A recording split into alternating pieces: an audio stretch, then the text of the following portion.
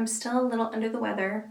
Arguably, I feel worse than I did yesterday, which is confusing because I thought I was feeling better, but I'm gonna do the best I can. I'm sure you're out there doing your best. I'm going to make a point of prioritizing rest this weekend, and I hope you do the same. And I hope while you're watching this, you're resting. And while you rest, let's talk about something sad, actually. This is a sad video. This is a video about lip products that I have fallen in love with over the years that brands just can't let me be happy. So they decide to discontinue it or make it really, really difficult to get my hands on it again. I have 5 like that, and I think this is gonna be maybe more of a nostalgic time because some of these go way back. The first one I'm gonna talk about goes the furthest back before I ever really even got into makeup at all.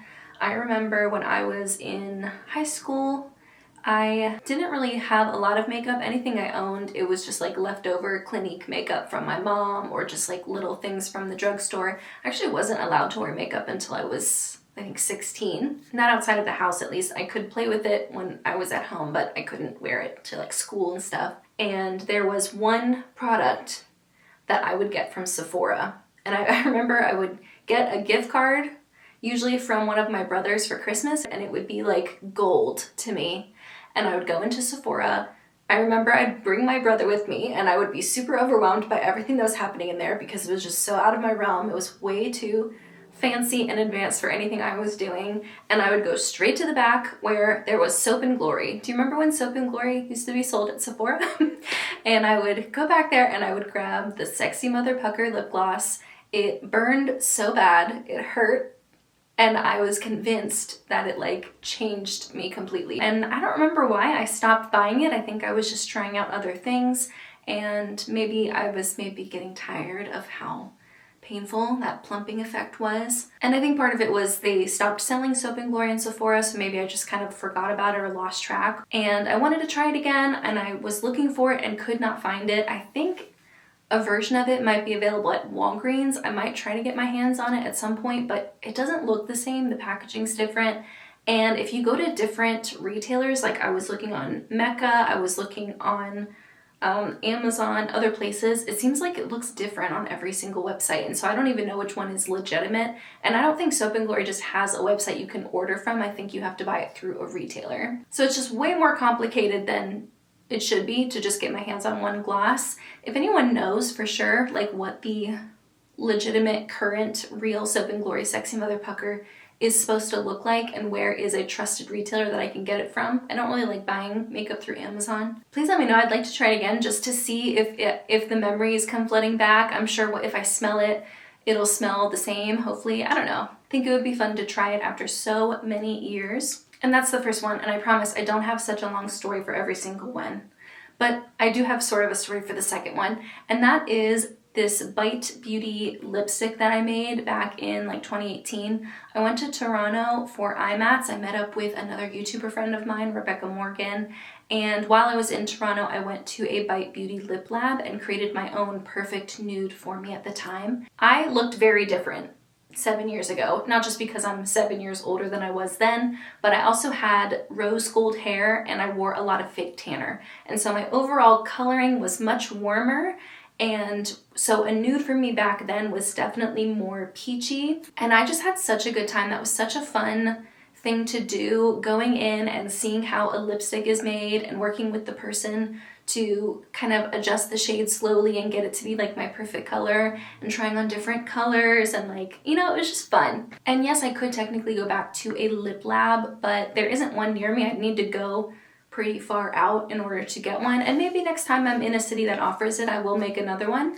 But it will look different than the shade I had originally. I don't have that lipstick anymore, and I certainly did not have it for long because I made the fatal mistake of adding mango oil to it right at the end before the person working there set the lipstick. They asked me if I wanted to add a fragrance, and I was looking at the list of options and I thought mango would be really cool, really fun and unique, not knowing that I'm super allergic to mango oil. And so the first couple of times I wore it, I started feeling like tingliness, and then I just broke out into blisters. I had a legitimate allergic reaction to it, It was so sad because that lipstick, because it was a custom lipstick, was like $50 something. Arguably the most I had spent on a lipstick ever at that point, and then I didn't even get to wear it. And luckily my mom's not allergic to mango oil, so I was able to give it to her. But it was a very heartbreaking experience, and now I know if I were to go and create my own custom lipstick, likely it'll be a different color altogether because I go for more cool toned lips than I did then. But also I will not add any fragrance. I'll just have it the way it is. As far as custom lip products go, I do think there's a place in Pittsburgh where you can create your own lip gloss. Maybe I should go check that out. Maybe I'll find a friend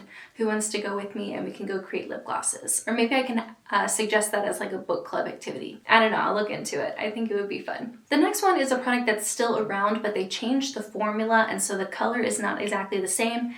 And I'm talking about the original Slim Lip Pencil from NYX in the shade Mauve. I finished the last of my original one earlier this year, but before I did, I purchased the new shade as well as a couple of other shades from NYX, and I compared them to the original formula. And I have a video where I compared 3 of the old shades to 3 of the new reformulated shades. I would say there's a difference. I think it's a little subjective, and how big the difference is gonna be up to you, and whether or not you think it's completely different or still worth having them is again up to you.